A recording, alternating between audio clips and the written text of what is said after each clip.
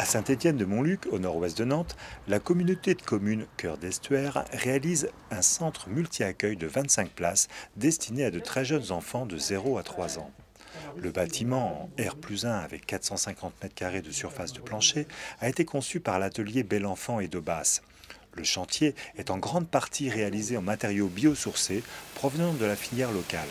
La structure en ossature bois est remplie de béton de chanvre avec un enduit chaud sable en finition extérieure et un enduit terre à l'intérieur, garant de la qualité de l'air. Un système constructif encore peu répandu, surtout pour un bâtiment destiné à recevoir du public. On commence à s'intéresser avec ce matériau-là aux bâtiments qui reçoivent du public, qui apportent non seulement la performance thermique réglementaire nécessaire, et également qui apportent un surplus de confort, au-delà de la question réglementaire, qui apporte vraiment un confort sensible que tout utilisateur perçoit directement. Côté confort de l'usager, en fait, ce qui va nous intéresser, c'est effectivement la profondeur de pénétration de l'humidité dans le mur. En laboratoire, avec les tests normalisés, nous, on a défini des épaisseurs autour de 7 cm. Donc effectivement, vis-à-vis du confort de l'usager, c'est les 7 premiers centimètres qui vont être intéressants. Ce qui est du coup très intéressant aussi pour la rénovation des bâtiments, puisque une épaisseur de 7 cm permettra de corriger d'un point de vue thermique le bâtiment, donc d'améliorer ses performances thermiques et d'apporter du confort à l'usager. Dans la construction, la filière chanvre commence à se structurer, notamment autour de l'association Construire en chanvre. Créée en 1998, cette association qui comprend des architectes, des agriculteurs, des entreprises ou encore des industriels comme la Cavac en Vendée ou les chanvrières de l'Aube, a mis au point des règles professionnelles.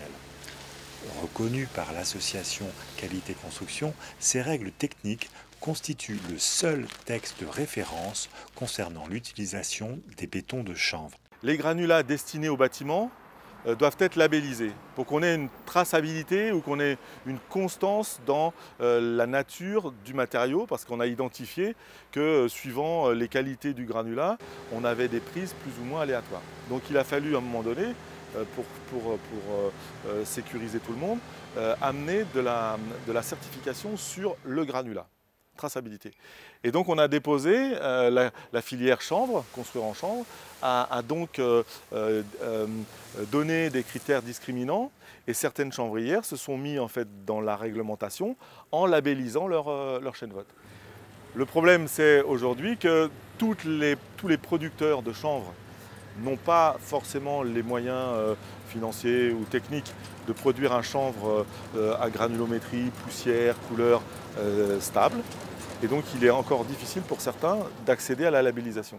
Labels et règles professionnelles ne sont pas figés et la filière chanvre s'attache à les faire évoluer en fonction de l'évolution des connaissances et des techniques. Les chercheurs s'intéressent d'ailleurs de près aux performances hygrométriques, acoustiques et énergétiques du chanvre, notamment dans le cadre du programme européen ISO-Bio. Donc actuellement, nous développons des nouvelles formulations pour aller vers des matériaux le plus biosourcés possible, à l'échelle laboratoire, et dans le cadre de ce projet européen, on va le transposer à l'échelle industrielle. Et donc les objectifs sont d'atteindre 2 nouveaux matériaux biosourcés pour l'isolation des bâtiments. L'un qui se mettra en œuvre par voie sèche, donc type panneau préfabriqué en usine, et l'autre qui sera mis en œuvre sur le chantier. Le chanvre semble promis à un bel avenir. Les chercheurs travaillent d'ailleurs autour des avantages liés au changement de phase de ce matériau naturel.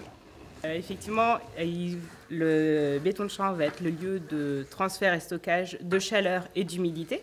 Donc les phénomènes de sorption et désorption qui vont se produire donc, en termes d'humidité sont couplés à des chaleurs de sorption et de désorption qui vont effectivement se répercuter sur le bilan énergétique du bâtiment. Ça se joue à plusieurs niveaux. Premièrement, d'un point de vue environnemental, c'est un matériau qui stocke le CO2 et qui a un bilan positif, c'est-à-dire qu'il stocke plus de CO2 qu'il n'en émet dans son cycle de vie.